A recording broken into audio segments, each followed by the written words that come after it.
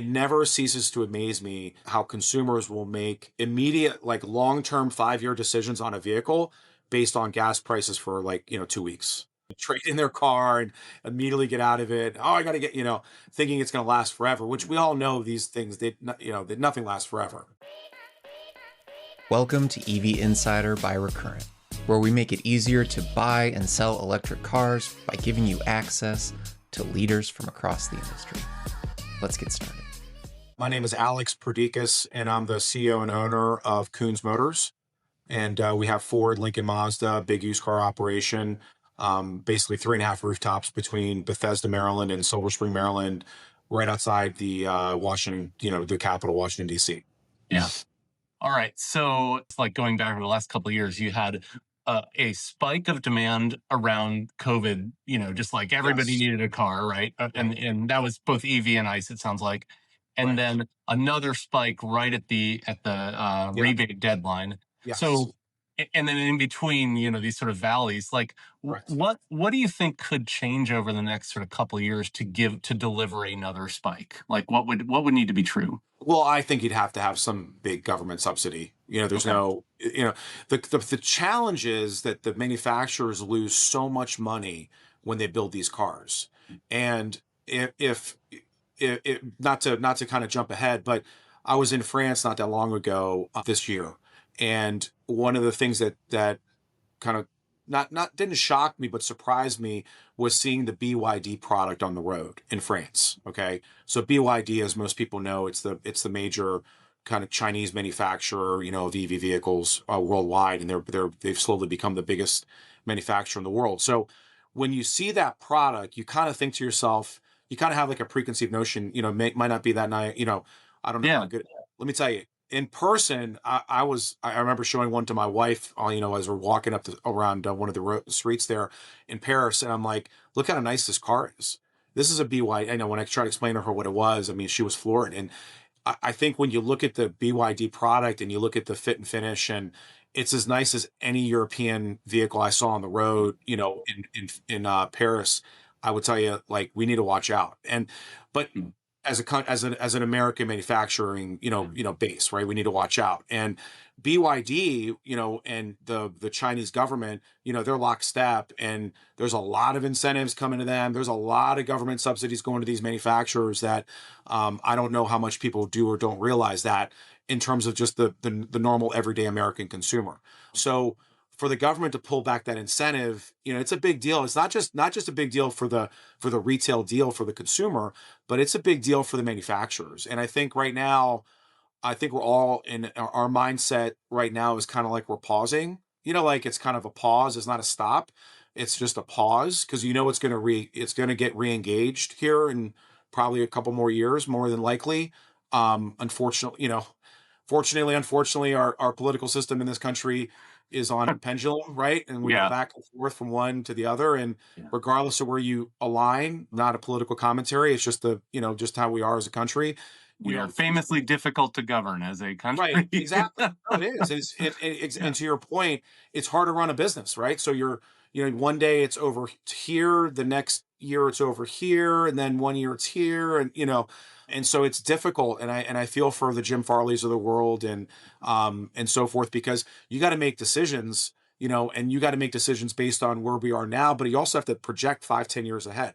So I think we all kind of know it's not going to go away. Right. It's becoming part of our daily life, the EV market, but we have to do a lot more internally as a country as well, beyond just the incentives for a car buyer and the manufacturers to build them. We got to do a lot with infrastructure. And that's probably the biggest concern I have more than anything else is infrastructure. Okay.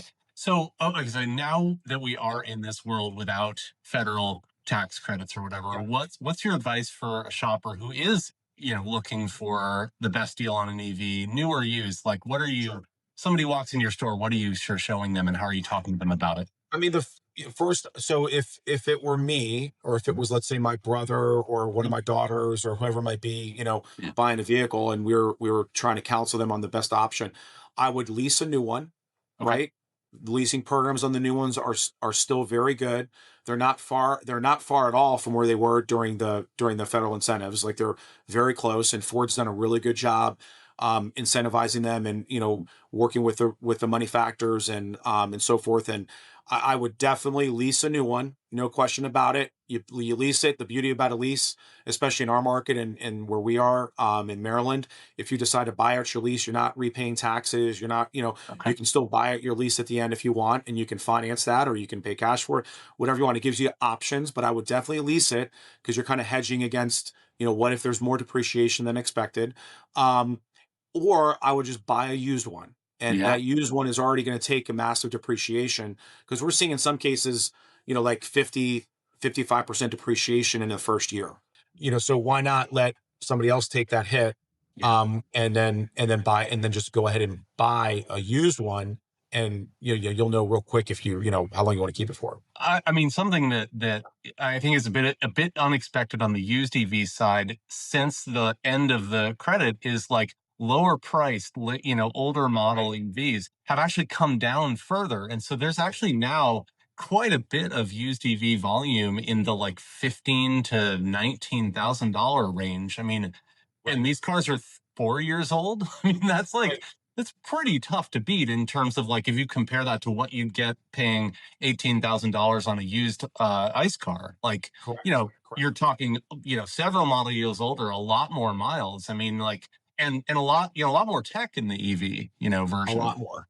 To that point, I think the objections that we hear in our customers is they're concerned about warranty repairs or warranty work Okay. on the older used ones. Yeah. So you got to make sure when you buy a used one, get a great warranty, and make sure, my recommendation, make sure it's going to cover all those EV sides of the vehicle. Okay, the battery and Batteries. all the ADAS sensors and all Yeah, the like exactly. the in-car tech. Yeah. Okay, gotcha. But there's a Yeah. great, it's a great opportunity to buy a great pre-owned EV right now. It's a great opportunity. Okay. Okay. Yeah. Okay. So one of the things that's coming up next year is this just like big surge of lease returns, right? So Mhm. there were the EV lease boom really started in 2023 on the back of the Inflation Reduction Act and how they structured Right. things. And so now we're about to see all of those. So what's your strategy for taking, when those cars come back to you over the next 12 months, like, Sure. and what are you doing with them? Are you retailing, are you wholesaling? Like, how are you thinking about that? No, we'll retail them because as long as the buyout figure aligns with the market, right? And so, as an example, we'll use Ford Credit. As an example, Ford Credit. When those leases come back, we'll turn them in. We'll down them with the consumer. Like we'll do the condition report, odometer statements, do the full walk around. We'll down them, and when we down them, we as a dealer have first right of refusal to purchase it directly from Ford, because they're technically the owner of that car because it was a lease. So at that point, it's open for negotiation based on what the current market is, right? And Ford will have to make a decision. Like, look, we're going to take this to auction and see what we can do with it, or they'll give us a buyout figure, and hopefully, fingers crossed, those buyout figures make sense based on the market, right? And I'd buy as many of them as I can. I mean, we do great with used EVs. That's one thing for sure, because I think people do see the value in them, and I do think that down the road in a few years that market is going to come back, and it's going to continue to get stronger if we can let people realize how great EVs are on their own. And I think that will happen naturally by them seeing some great price points on pre-owned, potentially. And maybe it's a second, or maybe it's one of a vehicle they get for a child that just got their license, and it's a good enough value where it makes sense, and they don't have to drive very far, so they can charge the car. And they might have a level 2 charger at their house, or some of them right now you can even plug into a wall and they'll charge it overnight. So I think once you get exposed to them, you start to really see the value in it. It's what we don't want to do is force people into them, because once you force anybody into anything, they're going to be apprehensive, right? Yeah. And they're going to push back. Okay, so when you guys are looking at other sources of EVs besides the ones that come back to you on lease, so people trading in, now there are now people that are like on their second or third EV, Right. or if you guys are looking at them at auction, like how do you, in what way do you evaluate them differently than a used combustion engine car that you know Right. through a trade-in or an auction? Like how, if at all, maybe it's not any different. It's a great question. I think the most important thing is range, the battery. Okay. So Okay. you want to, if you're going to have one that's going to have an extended range battery, is a lot more valuable to people than anything else. I mean, that's probably the number one differentiator that we see on really new and used, right? But Is there a magic number? Like if it has 250 or above, then you know, like, God, I can sell that all day long versus some other. Is there a threshold there? That's You know? 250 to 300 is kind of the number, right? So Okay. it depends, and it varies by model. So Yeah. I think you want to be in that range. Now there's always the plug-in hybrids as well. Yeah. And Yeah. those are a lot more limited, right, in terms of the range on just strictly battery. Right. But they also make a lot of sense. Like, so for example, the Mazda CX-90, I've driven them before. I know from personal experience, Yes.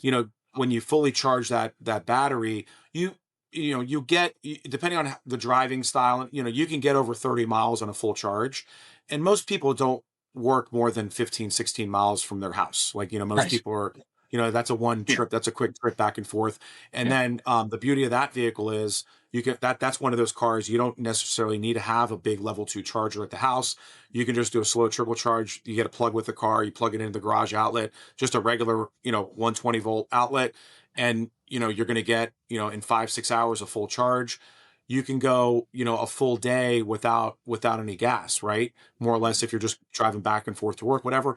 But you always have the option to quickly flip over to the gas. Talking to plug-in hybrid drivers is hilarious because the thing that they love talking about is how long it's been since they went to the gas station, Right, and that's like their thing they brag about. It's kind of hilarious because full battery electric people don't brag about that, but the plug-in hybrid drivers love telling you.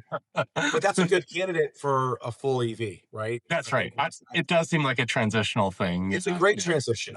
And that's why I think, I look at a manufacturer like Toyota. Toyota has done a great job focusing on listening to the customers, right? So their customers love hybrids, and they were the original, innovator with the Prius back in the day, right? Yeah. Yep. Yeah. So, the hybrid technology and the plug-in hybrid technology, I just feel like that's from what I see on a consumer level on a day-to-day basis, that's a much more natural transition right now versus going all in on EV. There is definitely a market for EV. I mean, obviously there's a market for it, but I'm not surprised by some of the results we're seeing just based on the fact that people want to have more confidence about where they can recharge, and what if it does run out, and I got to go to work, but then I got to go pick up my daughter from soccer practice, and I didn't think I'd have to, and oh my gosh, I've only got 9 miles left, and don't turn the heater on, it's going to take up too much battery. There's all those things that we have to deal with, right? So I think the more people can get used to it on a plug-in hybrid version, I think that will naturally transition better to a full EV eventually. Yeah. So on the charging infrastructure, I mean, one of the there's sort of like two big stories of 2025. One was just the raw number of new fast charger installations nationwide. So 17,000 new fast charging ports in 2025, which is actually more than were installed in 2024. So that network is accelerating, right? But then the second thing is virtually every automaker got access to Tesla superchargers this year. Right. So what I'm curious about is like whether that second thing in particular, whether you saw, an inflection in sales for brands of yours when Tesla, when they got Tesla supercharger access, or whether there wasn't like that clear, like, okay, Ford was one of the first ones to get it. Like, whether that delivered a boost for you or not in that brand. I couldn't say it did for sure.